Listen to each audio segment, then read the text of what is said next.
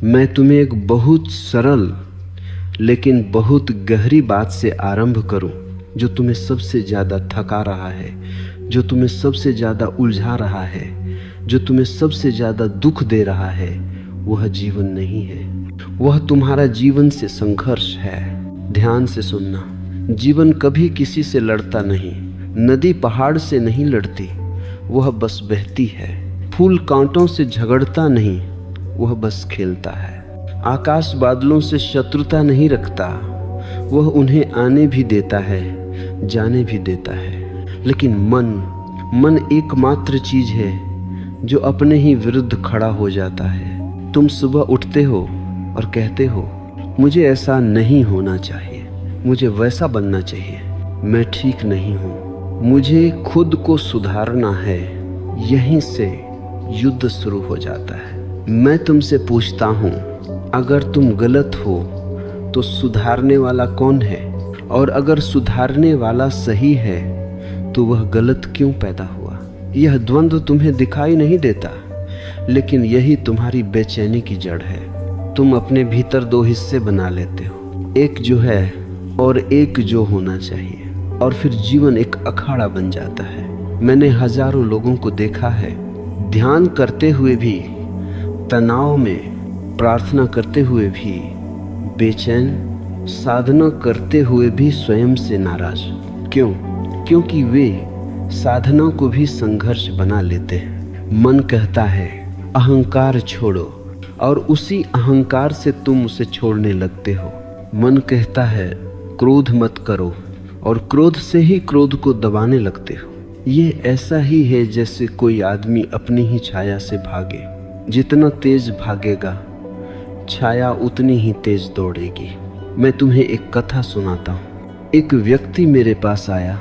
उसने कहा, मैं बहुत परेशान हूँ, मन शांत नहीं होता। मैंने कहा, मन को शांत करने की कोशिश मत करो। वह चौंक गया। उसने कहा, आप क्या कह रहे हैं? सब तो मन को शांत करने को कहते हैं। मैंने कहा, देखो, मन को शांत करने की कोशिश ही अशांति है।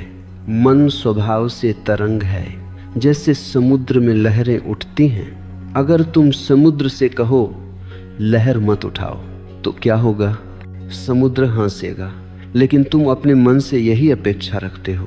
तुम कहते हो डर नहीं होना चाहिए, दुख नहीं होना चाहिए, कमजोरी नहीं होनी चाहिए, और जैसे ही तुम यह कहते हो, तुम स्वयं के विरुद्ध खड़े हो जाते हो।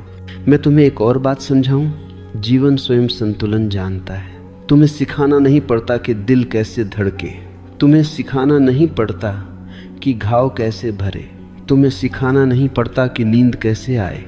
लेकिन मन वहां हस्तक्षेप करता है जहां हस्तक्षेप की कोई जरूरत नहीं। तुम कहते हो मुझे जल्दी सो जाना चाहिए, और नींद भाग जाती है। तुम कहते हो मुझे खुश होना चाहिए, और खुशी दूर चली जाती है। क्यों? क्योंकि खुशी प्रयास से नहीं आती। वह परिणाम है सहजता का, स्वीकार का, बहाव का।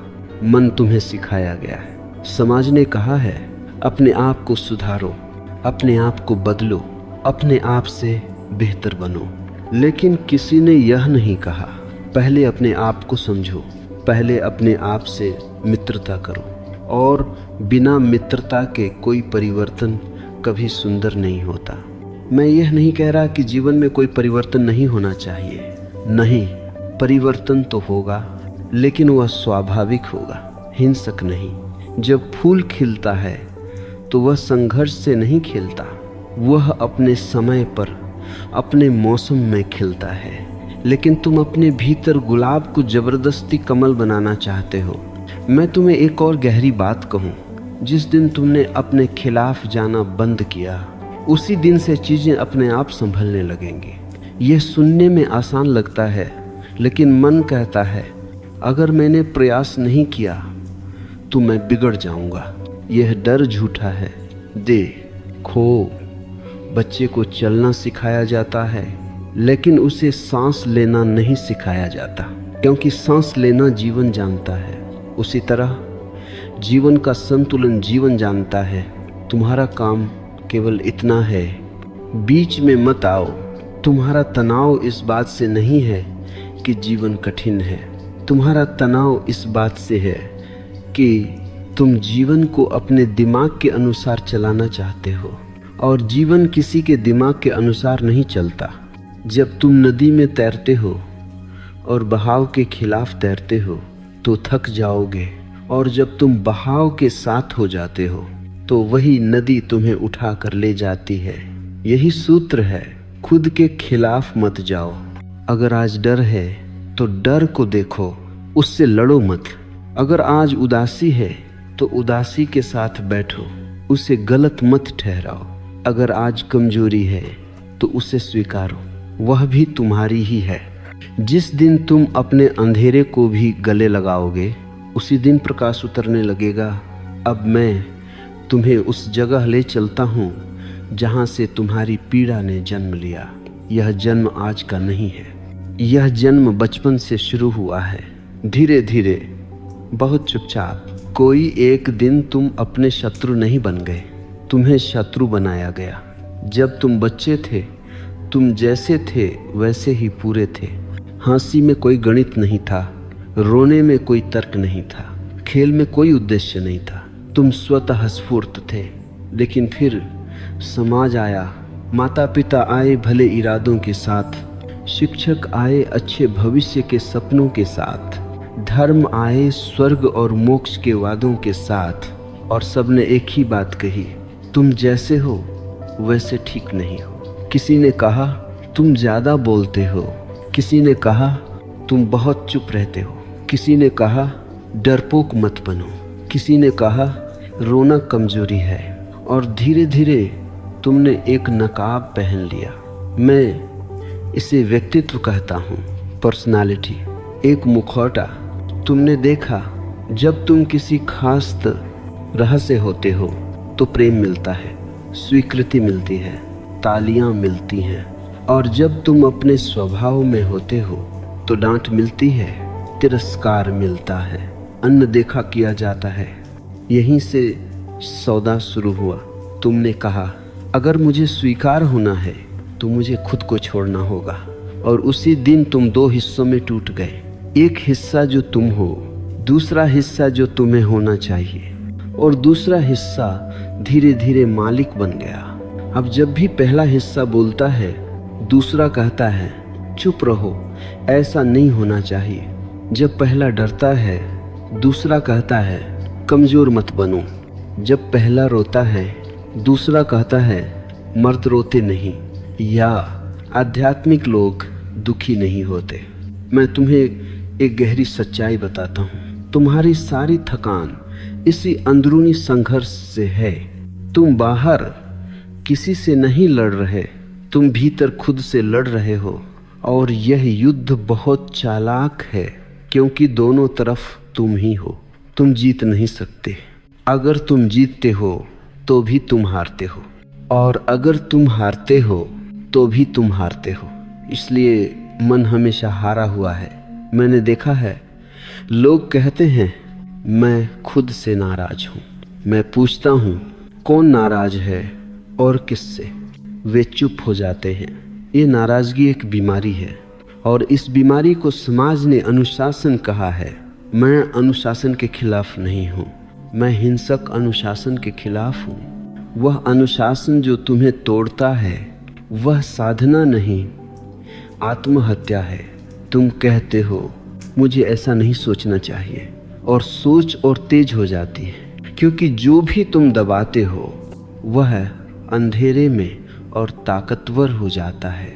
मैं तुम्हें एक उदाहरण देता हूँ।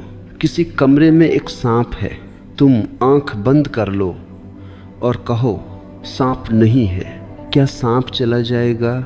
नहीं, वह और खतरनाक हो जाएगा। लेकिन अगर तुम आंख खोलो, देखो, समझो, तो वह ही देखना मुक्ति बन जाता है। तुम अपने भीतर के डर, क्रोध, वासना, ईर्ष्या से आंख बंद किए बैठे हो और ऊपर से संत बनने की कोशिश कर रहे हो। यह सबसे बड़ा पाखंड है। मैं तुमसे कहता हूँ, पहले सचेत बनो, सुधरने की जल्दी मत करो। जिस दिन तुमने अपने भीतर के अंधेरे को देखा, उसी दिन से परिवर्तन शुरू हो गया। और याद रखना, परिवर्तन प्रयास से नहीं, बोध से आता है। सूरज अंधेरे को हटाने की कोशिश नहीं करता, वह बस होता है और अंधेरा अपने आप चला जाता है। तुम्हें भी बस इतना करना है, होना। लेकिन मन कहता है, अगर मैं कुछ न करूं तो मैं बिगड़ जाऊंगा। यह मन का सबसे बड़ा झूठ है। तुम बिगड़े नहीं हो, तुम उलझाए गए हो। तुम्हारी प्रकृति ठीक है, तुम्हारी ऊर्जा ठीक है, बस उस पर गलत धारणाओं की परतें जम गई हैं और अब तुम उन्हीं परतों को खुद ही हटाने की कोशिश कर रहे हो हथौड़े से। मैं तुम्हें यह नहीं कह रहा कि तुम गलतियों को सही न करो। मैं कह रहा हूँ, पहले ये देखो कि गलती करने वाला भी तुम ही हो। उससे प्रेम करो। जिस दिन तुमने अपने भीतर के बच्चे से हाथ मिलाया, उसी दिन शत्रुता खत्म होनी शुरू हो जाएगी। अब एक बहुत सूक्ष्म बात समझो। ये बात तुम्हारी पूरी दिशा बदल सकती है। तुम जिसे कोशिश कहते हो, वही तुम्हारी सबसे बड़ी बाधा बन गई है। मन ने तुम्हें सिखाया है, कोशिश करो, मेहनत करो, लड़ो, जीतो। लेकिन मन यह नहीं जानता कि कुछ चीज़ें प्रयास से नहीं होती। प्रेम को तुम मजबूर नहीं कर सकते, नींद को तुम खींच नहीं सकते, शांति को तुम पकड़ नहीं सकते, और फिर भी तुम कोशिश करते रहते हो। मैंने देखा है, लोग कहते हैं मैं बहुत कोशिश कर रहा हूँ, फिर भी मन शांत नहीं होता। मैं उनसे कहता हूँ, शायद शांत न होने का कारण तुम्हारी कोशिश ही है। यह सुनकर मन नाराज हो जाता है, क्योंकि मन की पूरी पहचान कोशिश से जुड़ी है। मन कहता है, अगर मैं कोशिश नहीं करूँगा तो मैं क्या हूँ? यही तो बात है। जब तुम कोशिश छोड़ते हो, तभी तुम पहली बार होते हो। संघर्ष हमेशा द्वैत से पैदा होता है। एक लक्ष्य, एक आदर्श एक होना चाहिए, और जहाँ होना चाहिए आया, वहीं जो है का अपमान शुरू हो गया। तुम कहते हो मुझे शांत होना चाहिए।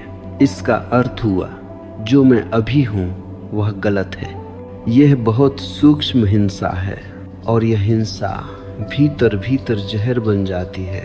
मैं तुम्हें एक दृश्य दिखाता हूँ। तुम पानी को मुट्ठी में पकड़ने की कोशिश करते हो, जितना जोर लगाते हो पानी उतना ही फिसल जाता है। लेकिन जब तुम हथेली खोल देते हो तो वही पानी ठहर जाता है। शांति भी ऐसी ही है, खुशी भी, सत्य भी। संघर्ष का मतलब है तुम जीवन पर भरोसा नहीं कर रहे। तुम कह रहे हो, अगर मैं नियंत्रण में नहीं रहा तो सब बिगड़ जाएगा। यह अहंकार की सबसे गहरी परत है। अहंकार हमेशा नियंत्रण चाहता है, क्योंकि नियंत्रण में उसे सुरक्षा मिलती है।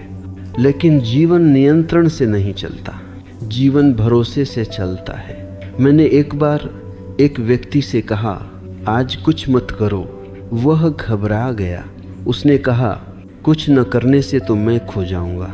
मैंने कहा, तुम अभी भी खोए हुए हो, क्योंकि तुम बहुत कुछ कर रहे हो। तुम्हारी सारी साधनाएं, तुम्हारी सारी तकनीकें, अगर वे तुम्हें सहज नहीं बना रही तो वे साधनाएं नहीं, वे नए संघर्ष हैं। संघर्ष का एक और रूप है तुलना। तुम कहते हो वह मुझसे बेहतर है, वह ज़्यादा शांत है, वह ज़्यादा सफल है। तुलना का मतलब है तुम अपने अस्तित्व को किसी और के पैमाने से नाप रहे हो, और यह अपमान का सबसे गहरा रूप है। कोई दो पेड़ एक जैसे नहीं होते, कोई दो आत्माएं एक जैसी नहीं होती। लेकिन तुम कहते हो मुझे उसके जैसा बनना है, और यहीं से संघर्ष पैदा होता है। मैं तुम्हें एक रहस्य बताता हूँ। संघर्ष कभी रूपांतरण नहीं लाता, वह सिर्फ दमन लाता है। तुम क्रोध को दबाते हो, वह मुस्कान बनकर निकलता है। तुम वासना को दबाते हो, वह चालाकी बनकर निकलती है। और फिर तुम कहते हो, मैं इतना झूठा क्यों हो गया? क्योंकि तुमने सच से लड़ाई की। सच से कभी मत लड़ो, सच को देखो। देखना ही क्रांति है। जिस दिन तुमने बिना जज किए अपने भीतर झांक लिया, उसी दिन से परिवर्तन शुरू हो गया। और यह परिवर्तन धीमा होगा, शांत होगा, लेकिन स्थायी होगा। मन जल्दबाजी चाहता है, वह कहता है अभी बदलो, अभी मुक्त हो जाओ। लेकिन अस्तित्व जल्दबाजी नहीं करता, वह धैर्य है। तुम बीज को खींचकर पौधा नहीं बना सकते, तुम सिर्फ मिट्टी तैयार कर सकते हो। और मिट्टी तैयार करने का अर्थ है संघर्ष छोड़ना। जब तुम संघर्ष छोड़ते हो तो तुम ढीले नहीं पड़ते, तुम खुलते हो। और खुला हुआ मन स्वयं संतुलन खोज लेता है। अब मैं तुम्हें उस द्वार तक लाता हूँ जहाँ साधक घबराकर लौट जाते हैं, क्योंकि यह द्वार कहता है छोड़ो। मन इसे सुनते ही कांप जाता है। मन कहता है अगर छोड़ दिया तो क्या बचेगा? अगर नियंत्रण नहीं रहा तो मैं कौन रहूँगा? यही तो प्रश्न है। जब तक नियंत्रण है तब तक तुम मन हो, और जब नियंत्रण छूटता है तब तुम अस्तित्व बनते हो। छोड़ना कायरता नहीं है, छोड़ना सबसे बड़ा साहस है। क्योंकि छोड़ने का अर्थ है जीवन पर भरोसा, और भरोसा वही कर सकता है जिसने बहुत संघर्ष कर लिया हो और समझ लिया हो कि संघर्ष ने कुछ नहीं दिया। मैं तुम्हें एक दृश्य दिखाता हूँ। तुम किसी रस्सी को कसकर पकड़े हो, हाथ दुखने लगे हैं, उंगलियां सुन्न हो गई हैं, और फिर भी तुम कहते हो अगर छोड़ी तो गिर जाऊंगा। तुम्हें यह दिखाई नहीं देता कि नीचे कोई खाई नहीं है, नीचे जमीन है, लेकिन मन डराता है। नियंत्रण का अर्थ है डर के साथ जीना, और छोड़ने का अर्थ है भरोसे के साथ जीना। मन ने तुम्हें सिखाया है सब कुछ संभाल कर रखो, सब कुछ योजना में रखो, हर चीज पर पकड़ रखो, लेकिन जीवन योजना से नहीं चलता। जीवन प्रवाह है। नदी कभी नहीं पूछती आगे मुड़ आएगा या नहीं, वह बस बहती है। लेकिन तुम हर मोड़ से पहले नक्शा निकाल लेते हो और फिर भी खो जाते हो। क्यों?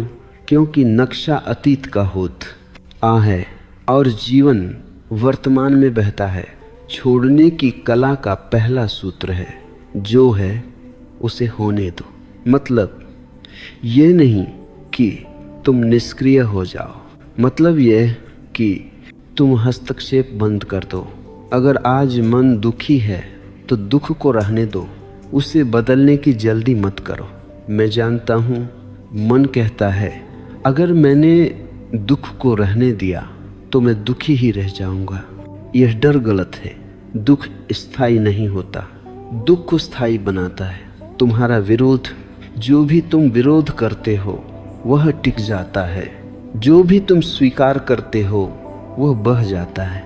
मैंने लोगों को देखा है जो क्रोध से लड़ते लड़ते पूरी उम्र क्रोधी रह जाते हैं, और मैंने ऐसे भी देखे हैं जो कहते हैं आज क्रोध है तो ठीक है, और क्रोध थक कर अपने आप चला जाता है। छोड़ना मतलब है अपने आप को दोष देना बंद करना। तुम कहते हो मैं ऐसा क्यों हूँ, मैं ऐसा क्यों सोचता हूँ, मैं इतना कमजोर क्यों हूँ। यह प्रश्न नहीं है, ये कोड़े हैं जो तुम अपने ऊपर बरसाते हो। जिस दिन तुमने अपने आप से कहना शुरू किया अभी जो हूँ ठीक हूँ, उसी दिन उपचार शुरू हो जाता है। छोड़ने की कला का दूसरा सूत्र है अपेक्षाएं छोड़ो। तुम ध्यान करते हो और अपेक्षा करते हो आज शांति मिलेगी, और जब शांति नहीं मिलती तो निराशा मिलती है। अपेक्षा ही निराशा का बीज है। जब तुम बिना अपेक्षा के बैठते हो तो जो भी आता है उसी में संतोष होता है। जीवन तुम्हें वह नहीं देता जो तुम मांगते हो, जीवन तुम्हें वह देता है जो तुम बनते हो, और बनने के लिए छोड़ना पड़ता है। मैं तुम्हें एक और गहरी बात कहूँ, नियंत्रण छोड़ना मतलब जिम्मेदारी छोड़ना नहीं है। ये बहुत बड़ा भ्रम है। नियंत्रण अहंकार की जरूरत है, जिम्मेदारी चेतना की। जब तुम नियंत्रण में होते हो तुम कठोर होते हो, जब तुम जिम्मेदार होते हो तुम सजग होते हो। सजग व्यक्ति वह में भी सचेत रहता है, लेकिन नियंत्रक व्यक्ति कठोर होकर भी अंधा रहता है। छोड़ने की कला का तीसरा सूत्र है विश्वास। विश्वास किसी देवता में नहीं, किसी ग्रंथ में नहीं, किसी गुरु में नहीं, विश्वास जीवन में। यह भरोसा कि जिसने अब तक तुम्हें जिंदा रखा वह आगे भी रखेगा। यह भरोसा कि अगर आज अंधेरा है तो सुबह भी आएगी। और इस भरोसे में एक अद्भुत विश्राम है। तुम पहली बार अपने भीतर घर लौटते हो। अब मैं तुम्हें एक ऐसी सच्चाई से परिचित कराता हूँ जिसे जान लेने के बाद तुम्हारा भीतर पहली बार गहरा विश्राम अनुभव करेगा। जीवन को संभलने के लिए तुम्हारी ज़रूरत नहीं है। तुम्हारी ज़रूरत सिर्फ तब पड़ती है जब तुम उससे बिगाड़ते हो। यह बात सुनकर मन चौंकता है, क्योंकि मन को यह मानना कठिन है कि वह अनावश्यक है। मन कहता है अगर मैं न करूं तो क्या होगा, अगर मैं न सोचूं तो क्या सब बिखर नहीं जाएगा। मन का पूरा अस्तित्व इसी भ्रम पर टिका है कि वही जीवन का प्रबंधक है। लेकिन जरा पीछे देखो, जब तुम माँ के गर्भ में थे तब कौन प्रबंध कर रहा था? तुम्हारी सांस कौन चला रहा था? तुम्हारा हृदय कौन धड़क रहा था? तुम्हें तो पता भी नहीं था कि हृदय क्या होता है। और फिर भी सब ठीक था, पूरी व्यवस्था थी, पूर्ण संतुलन था। फिर अचानक तुम पैदा हुए और मन ने कहा अब मैं संभालूंगा। यहीं से असंतुलन शुरू हुआ। जीवन स्वयं बुद्धिमान है, वह कोई अराजक शक्ति नहीं है। वह चेतना से भरा हुआ है। पेड़ जानते हैं कब पत्ते गिराने हैं, बीज जानते हैं कब अंकुरित होना है, पक्षी जानते हैं कब उड़ना है। लेकिन आदमी भूल गया है कि वह भी प्रकृति का ही हिस्सा है। वह सोचता है कि वह प्रकृति से ऊपर है और यही घमंड उसकी पीड़ा का कारण बनता है। मैं तुम्हें एक उदाहरण देता हूँ। अगर तुम किसी घाव को हर पल कुरेदते रहो तो वह भरेगा नहीं, लेकिन अगर तुम उसे साफ रखकर छोड़ दो तो शरीर जानता है कि क्या करना है। शरीर में एक गहरी बुद्धि है। उसी तरह जीवन में भी तुम्हारा काम है घाव को कुरेदना बंद करना। मन हर समय अतीत को खींचता है और भविष्य को धक्का देता है, और वर्तमान इन दोनों के बीच दम तोड़ देता है। लेकिन संतुलन हमेशा वर्तमान में होता है। जब तुम इस क्षण में होते हो तो तुम जीवन के साथ होते हो, और जब तुम मन में होते हो तो तुम जीवन के खिलाफ होते हो। जीवन स्वयं संतुलन खोज लेता है, क्योंकि उसमें कोई होना चाहिए नहीं है। वह जैसा है वैसा ही पूरा है। अधूरापन मन का आविष्कार है। मन कहता है जब यह मिल जाएगा तब सब ठीक होगा, जब वह बदल जाएगा तब शांति आएगी। लेकिन शांति कभी भविष्य में नहीं होती, वह हमेशा अभी होती है। मैंने लोगों को देखा है जो कहते हैं सब कुछ ठीक हो जाए फिर मैं शांत हो जाऊंगा। वे जीवन भर अशांत रहते हैं, क्योंकि जीवन कभी सब कुछ ठीक नहीं करता। वह बस चलता है, और चलने में उतार चढ़ाव होते हैं। संतुलन का अर्थ समस्या का न होना नहीं है।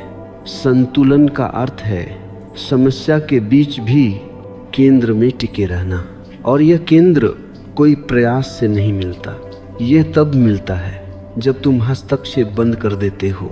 जब तुम दुख में कहते हो ठीक है आज दुख है, तो दुख हल्का हो जाता है। जब तुम भय में कहते हो आज भय है, तो भय का विष कम होने लगता है। जीवन स्वयं तुम्हें सिखाता है, ढालता है, पकाता है, लेकिन तुम बीच में कूद पड़ते हो और कहते हो नहीं ऐसा नहीं होना चाहिए। और जीवन कहता है ठीक है तुम जानो, और फिर तुम थकते हो। याद रखना जीवन कभी गलती नहीं करता, गलती हमेशा हस्तक्षेप करता मन करता है। जब तुम अपने आप को जीवन के हवाले कर देते हो तो जीवन तुम्हें सही जगह, सही समय, सही अनुभव पर ले जाता है। यह कोई अंधा समर्पण नहीं है, यह जागरूक भरोसा है। तुम आंख बंद नहीं करते, तुम आंख खोलकर बहाव में उतरते हो और तब एक अद्भुत घटना घटती है जिसे तुम संभल जाना कहते हो, वह अपने आप घट जाता है। अब इस सूत्र को बहुत ध्यान से सुनना। ये सूत्र अगर उतर गया तो दुख के प्रति तुम्हारा पूरा दृष्टिकोण बदल जाएगा। दुख जीवन से नहीं आता, दुख जबरदस्ती से आता है। जीवन कभी दुख देने नहीं आता, जीवन तो अनुभव देने आता है। दुख तब पैदा होता है जब तुम अनुभव को स्वीकार नहीं करते। तुम कहते हो यह नहीं होना चाहिए था, मेरे साथ ऐसा क्यों हुआ, मैंने तो ठीक ही किया था। यहीं से दुख जन्म लेता है।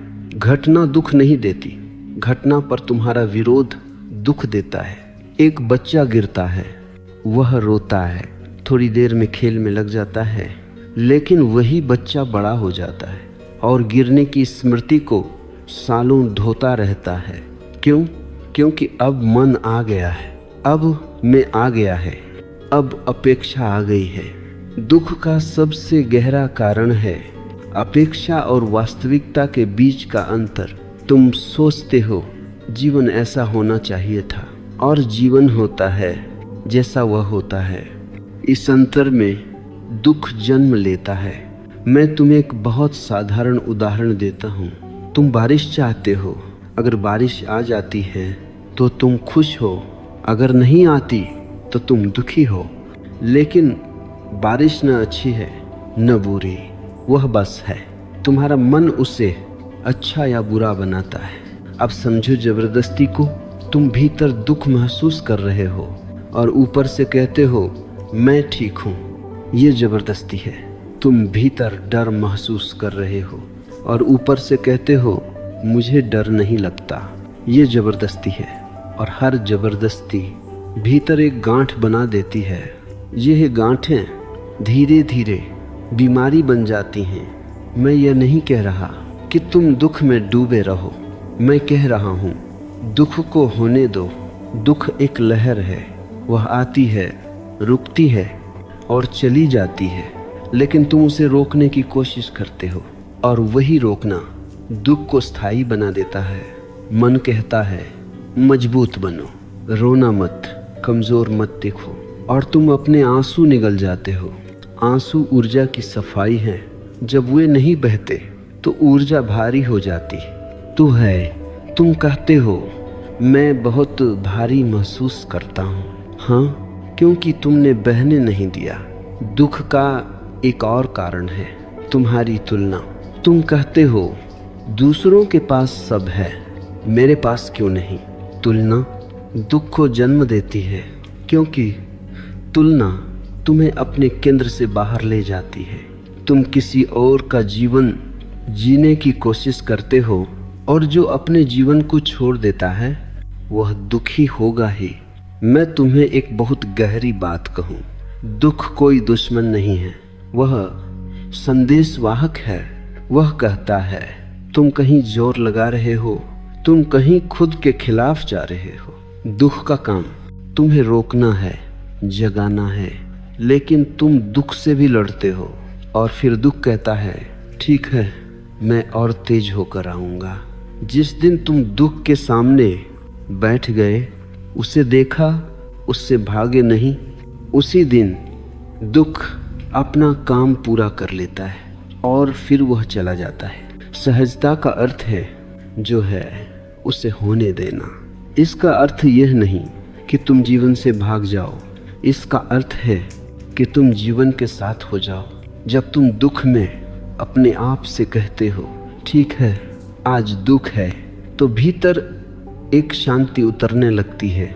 यह विरोध का अंत है, और जहाँ विरोध समाप्त होता है वहीं दुख का अंत शुरू होता है। अब मैं तुम्हें उस जीवन से परिचित कराता हूँ जिसे जीने के बाद तुम कहोगे मैं अब तक जीवन के खिलाफ तैर रहा था। बहाव में जीना कोई तकनीक नहीं है, कोई अभ्यास नहीं है, यह एक दृष्टि है। जब तुम बहाव में होते हो तो तुम जीवन से प्रश्न नहीं पूछते, तुम जीवन को आदेश नहीं देते, तुम जीवन के साथ नृत्य करते हो। लेकिन मन नाचना नहीं जानता, मन सिर्फ नियंत्रण जानता है। मन कहता है अगर मैं बहाव में बह गया तो मैं गुम हो जाऊंगा। यह डर स्वाभाविक है, क्योंकि बहाव में अहंकार डूब जाता है और अहंकार मरने से बहुत डरता है। बहाव का अर्थ है इस क्षण के प्रति पूर्ण उपलब्धता। जब भूख लगे तो खाना, जब नींद आए तो सोना, जब प्रेम जागे तो बहना। लेकिन तुम हर चीज को सोच में ले आते हो। तुम खाते हो और कैलोरी गिनते हो, तुम सोते हो और समय देखते हो, तुम प्रेम करते हो और भविष्य सोचते हो। यही तो बहाव की हत्या है। मैं तुम्हें एक दृश्य दिखाता हूँ। कोई संगीतकार तब सबसे सुंदर बजाता है जब वह भूल जाता है कि वह बजा रहा है। नर्तक तब सबसे सुंदर नाचता है जब वह भूल जाता है कि लोग देख रहे हैं। और साधक तब मुक्त होता है जब वह भूल जाता है कि वह साधना कर रहा है। यह भूल अज्ञान नहीं है, यह पूर्ण तल्लीनता है। बहाव में जीने का पहला सूत्र है उपस्थिति। तुम जहां हो पूरे हो। अगर चल रहे हो तो सिर्फ चलो, अगर सुन रहे हो तो सिर्फ सुनो। मन कहेगा यह बहुत साधारण है। हाँ, सत्य हमेशा साधारण होता है। जटिलता मन की बीमारी है। बहाव में जीने का दूसरा सूत्र है अपरिग्रह। मतलब कुछ पकड़कर मत रखो, न अनुभव, न व्यक्ति, न स्थिति। जो आता है उसे आने दो, जो जाता है उसे जाने दो। तुम कहते हो मैं इसे खोना नहीं चाहता, और वही पकड़ दुख बन जाती है। जो तुम पकड़ते हो वह सड़ता है, जो बहता है वह ताज़ा रहता है। बहाव में जीने का तीसरा सूत्र है साहस। क्योंकि बहाव में कोई सुरक्षा गारंटी नहीं होती। लेकिन मैं तुम्हें बताता हूँ, नियंत्रण में भी कोई गारंटी नहीं होती। तुम सिर्फ भ्रम में होते हो कि सब तुम्हारे हाथ में है। बहाव में तुम कम से कम ईमानदार होते हो, और ईमानदारी आत्मा को हल्का कर देती है। जब तुम बहाव में जीने लगते हो तो जीवन तुम्हें ऐसे अवसर देता है जिनकी तुमने कल्पना भी नहीं की होती, क्योंकि तुम अब खुले हो। बंद व्यक्ति सिर्फ वही पाता है जो वह ढूंढता है। खुला व्यक्ति वह भी पा लेता है जिसे वह जानता भी नहीं था। बहाव में जीने का चौथा सूत्र है कृतज्ञता, जो है उसके लिए धन्यवाद। धन्यवाद कोई औपचारिक शब्द नहीं है, यह एक अवस्था है। जब तुम धन्यवाद में जीते हो तो शिकायत अपने आप गिर जाती है, और शिकायत जीवन के खिलाफ घोषित युद्ध है। बहाव में जीने वाला व्यक्ति कम बोलता है लेकिन गहराई से जीता है। वह साबित नहीं करता, वह प्रभावित नहीं करता, वह बस होता है। और इस होने में एक सुगंध होती है। लोग बिना जाने उसकी ओर खींचने लगते हैं। अब मैं तुम्हें उस चौराहे पर लाता हूँ जहाँ हर मनुष्य खड़ा है, चाहे वह जानता हो या नहीं। एक दिशा है भय, दूसरी दिशा है विश्वास, और तुम्हारा पूरा जीवन इन्हीं दो के बीच झूलता रहता है। भय भविष्य से आता है, विश्वास वर्तमान में रहता है। भय कहता है अगर ऐसा हो गया तो, अगर वैसा नहीं हुआ तो, अगर मैं असफल हो गया तो। विश्वास कुछ नहीं कहता, विश्वास सांस लेता है। भय शोर है, विश्वास मौन है। मन भय से बना है, और इसलिए मन विश्वास को समझ नहीं सकता। मन कहता है पहले भरोसे का कारण दो, फिर मैं भरोसा करूंगा। लेकिन विश्वास का स्वभाव उल्टा है, पहले भरोसा आता है फिर कारण। मैं तुम्हें एक उदाहरण देता हूँ। तुम नदी में उतरते हो। अगर तुम किनारे पर खड़े होकर सोचते रहो क्या यह पानी मुझे संभाल लेगा, तो तुम कभी तैरोगे नहीं। लेकिन जिस क्षण तुम उतर जाते हो उसी क्षण पानी तुम्हें उठाने लगता है। विश्वास ऐसा ही है। भय नियंत्रण चाहता है, विश्वास समर्पण चाहता है। भय कहता है मुझे सब पता होना चाहिए, विश्वास कहता है मुझे इतना काफ़ी है कि मैं अभी जीवित हूँ। भय तुम्हें कठोर बनाता है, विश्वास तुम्हें कोमल बनाता है। और कोमलता कमजोरी नहीं है, कोमलता ही जीवन को छूने की क्षमता है। मैंने देखा है लोग कहते हैं मैं बहुत डरता हूँ। मैं उनसे कहता हूँ डर से मत लड़ो। डर से लड़ना डर को ताकत देता है। डर को देखो, उसके साथ बैठो। डर कोई शत्रु नहीं है। डर एक संकेत है कि तुम भविष्य में जी रहे हो। जिस क्षण तुम इस क्षण में लौट आते हो, डर अपनी जड़ खो देता है। भय का सबसे बड़ा रूप है अविश्वास। तुम जीवन पर भरोसा नहीं करते, तुम अपने आप पर भरोसा नहीं करते। और जो अपने आप पर भरोसा नहीं करता वह किसी पर भी भरोसा नहीं कर सकता। विश्वास का अर्थ यह नहीं कि सब अच्छा ही होगा। विश्वास का अर्थ है जो भी होगा उससे निपटने की क्षमता मेरे भीतर है। ये बहुत बड़ा अंतर है। भय कहता है मैं टूट जाऊंगा, विश्वास कहता है मैं सीख जाऊंगा। भय तुम्हें बचाने की कोशिश करता है, विश्वास तुम्हें बढ़ने देता है। मैं तुम्हें एक और गहरी बात कहूँ, विश्वास सीखा नहीं जाता, विश्वास याद किया जाता है। तुम बचपन में विश्वास में थे, तुम गिरते थे फिर उठ जाते थे। किसी ने तुम्हें हिम्मत सिखाई नहीं थी, हिम्मत तुम्हारी प्रकृति थी। फिर डर सिखाया गया, डर सिखाया गया सजा से, तुलना से, अपेक्षा से। विश्वास खोया नहीं गया, उस पर परतें चढ़ गईं। और अब तुम्हें कुछ नया नहीं सीखना है, तुम्हें सिर्फ कुछ भूलना है। जब तुम विश्वास में होते हो तो जीवन तुम्हारे सामने खुलने लगता है। दरवाजे अपने आप खुलते हैं, सही लोग मिलते हैं, सही समय आता है।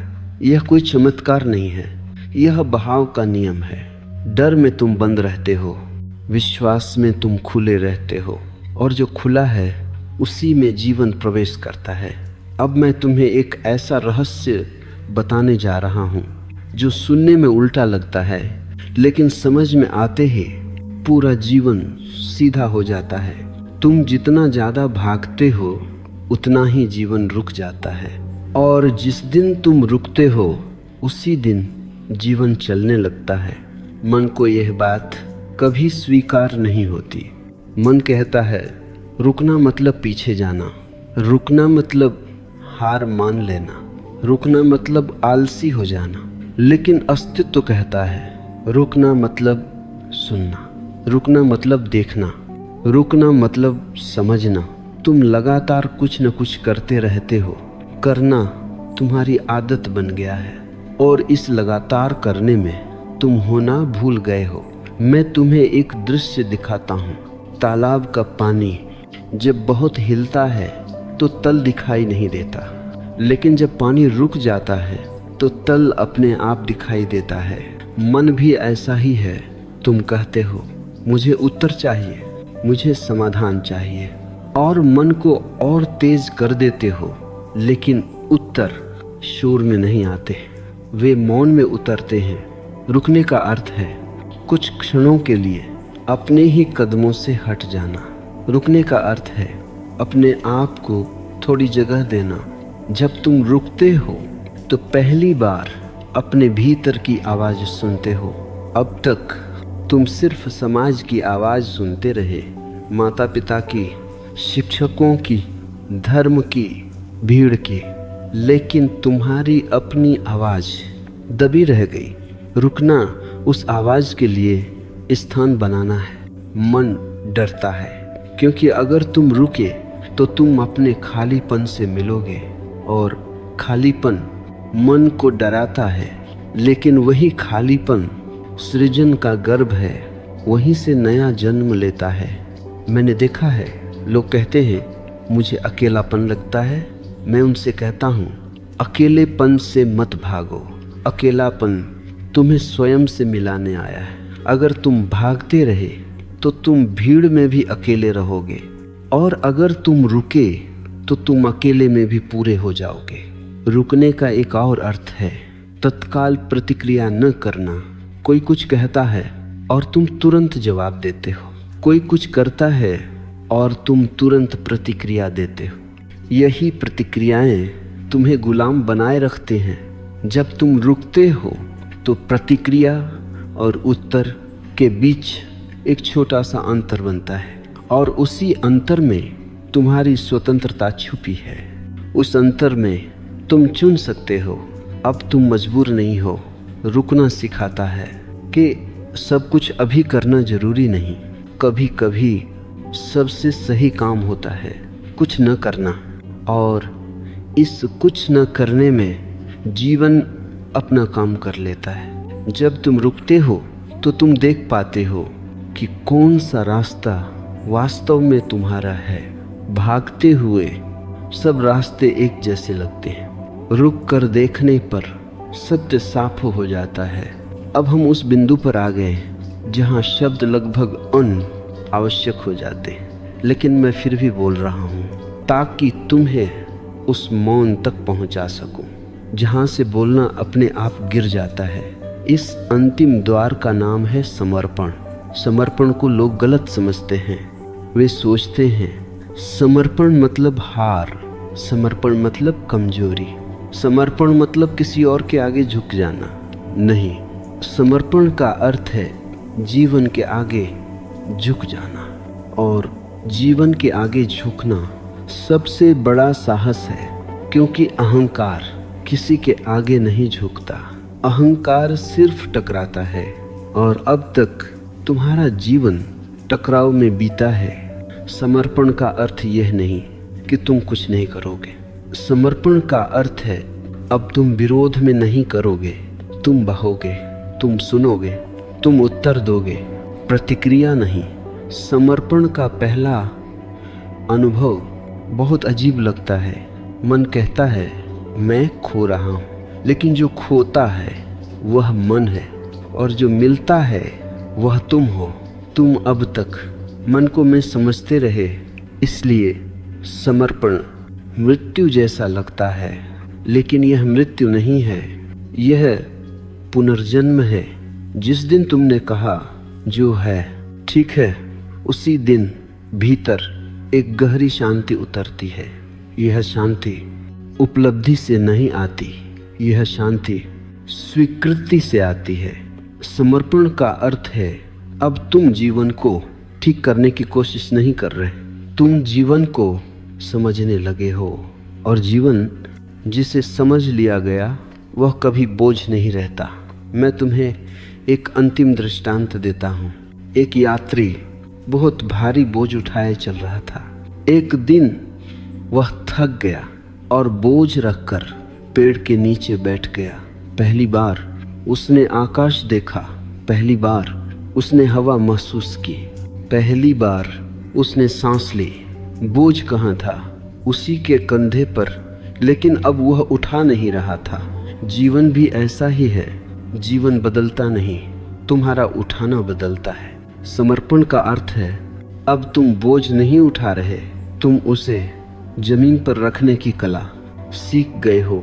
और तब एक अद्भुत बात घटती है जी, न बातों को तुम सालों से सुलझाने की कोशिश कर रहे थे, वे अपने आप सुलझने लगती हैं।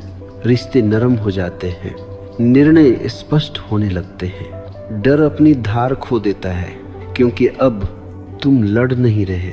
याद रखना, जीवन तुम्हारा शत्रु नहीं है, जीवन तुम्हारा घर है, और घर में युद्ध नहीं किए जाते, घर में विश्राम किया जाता है। तुम पूछोगे तो अब मैं क्या करूं?